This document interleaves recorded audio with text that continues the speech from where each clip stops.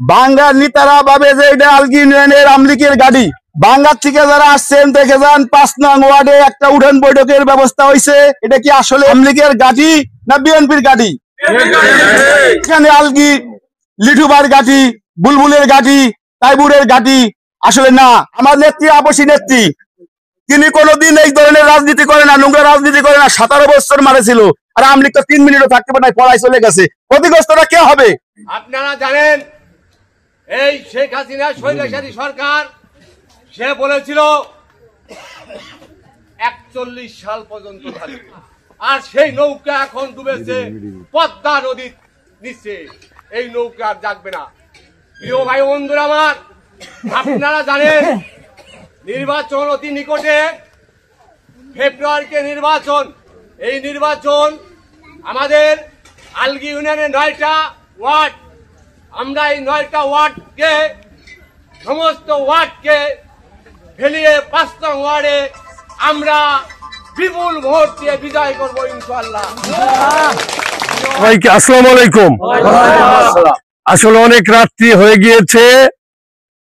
আমার মনে হয় আমরা চুমুরদি থেকে যখন সভা শেষ করছি, তারপরে এখানে আসার মতো মানে পরিবেশ আসলে কষ্টকর।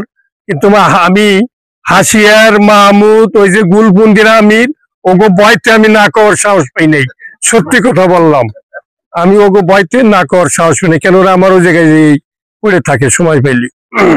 তারপরে দেশে আসলি পান্নু, এরা পড়ে থাকে, হাফিজুর টাফিজুর আছে।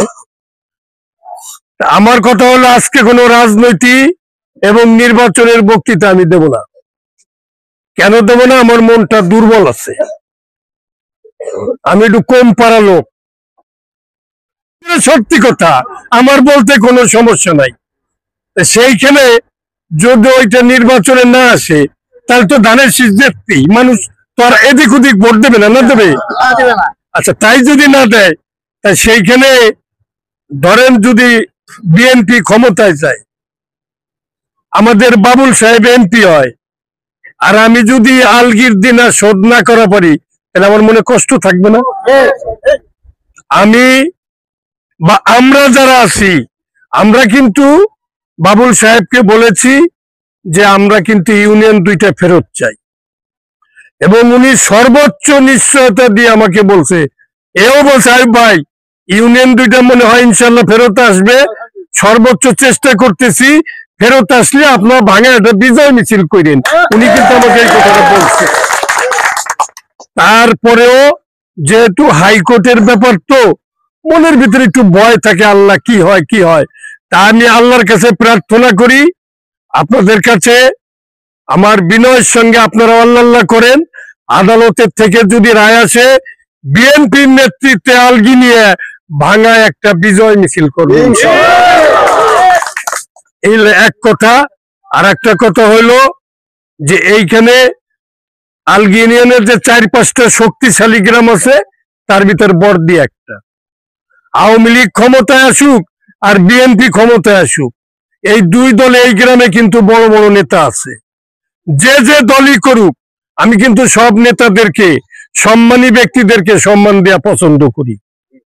কেন, এটা তো হাওয়ায় হয় না, এবং এলাকায় বসবাস করলে সবাইরই কিন্তু দরকার আছে, তাই না? এখন এইখানে রাষ্ট্রীয়ভাবে কিছু মামলা হয়ে গেছে।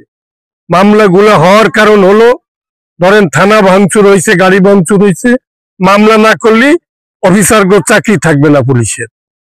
উপজেলা ভাঙচুর হয়েছে, তারা মামলা না করলে চাকরি থাকবে না। ওই আপনার হাইওয়ে থানা ভাঙচুর হয়েছে, মামলা না করলে চাকরি থাকবে না। এটা যারা চাকরি করে তারা জানে।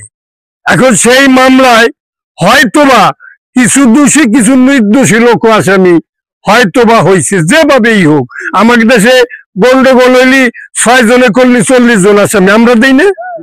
এইরকম আবার কিছু আমাদের দলের মধ্যেও তো কিছু চালাক লোক থাকে, অসৎ উদ্দেশ্য থাকে না, যে এইভাবে একটা মনের, আপনার এলাকার মনে করেন একজন আওয়ামী লীগ করে, আর একজনের গ্রামের দলাদলি আছে, আমার বিএনপির একজনের ধরে হে আর একজনের তার বিপক্ষের একজনের আসামি দেওয়ার দান দেয়। তাই এটা কি বিশ্বাস করেন? সব জায়গায় এরকম আছে। আমি কিন্তু ব্যক্তিগত ভাবে এগুলো পছন্দ করি না। আমি পুলিশের সাহায্য নিয়ে চলতে হবে, রাজনীতি করতে পারি আমি বুঝি না। আমি পারলে আপনাকে ভালোবাসা, পারলে একটু পাশে দাঁড়াইয়া, পারলে একটু উপকার করে যদি আপনার ভালোবাসা পাই, এদের ভিতরে আল্লাহর রহমত আছে, আপনার দোয়াও আছে। মানুষের দোয়ায় আল্লাহর রহমত নাজিল হয় এবং সেইটা ক্ষতি করে পাওয়া যায় না, এটা আমি বিশ্বাস করি। তা আসলে আজকে রাজনীতির বক্তৃতাও দেবো না, নির্বাচনীয় বক্তৃতা দেবো না। আল্লাহ যদি ইউনিয়ন ফেরত দিয়ে দেয় তাড়াতাড়ি, কালকেও শুনে নিয়ে আছে, হয়তো রোববার পর্যন্ত রায় হয়ে যাইতে পারে। যদি ফেরত দেয়, বাবুল সাহেবকে নিয়ে যদি আপনাদের কাছে আসি, আমাদের সম্মান থাকবে তো? আর আমি শুধু, আমার তো বিএনপির সেক্রেটারি লাগে না, না লাগে? আমার বিএনপির সেক্রেটারি না, আমি যদি সেক্রেটারি থাকি, ইউনিয়ন যদি ফেরত আসে, বাবুল সাহেব যদি এমপি হয়, আলগী ইউনিয়নের দল বল নির্বিশেষে সবাই সেক্রেটারি ক্ষমতা ব্যবহার করবে ইনশাল্লাহ। এইটুকু আমি কথা দিলাম। আজকে গভীর রাত্রে আর কষ্ট দেব না। আগামী দিনে আমরা ভালো কিছু আশা করি, আপনারা দোয়া করবেন। সবাইকে ধন্যবাদ। বাংলাদেশ জিন্দাবাদ।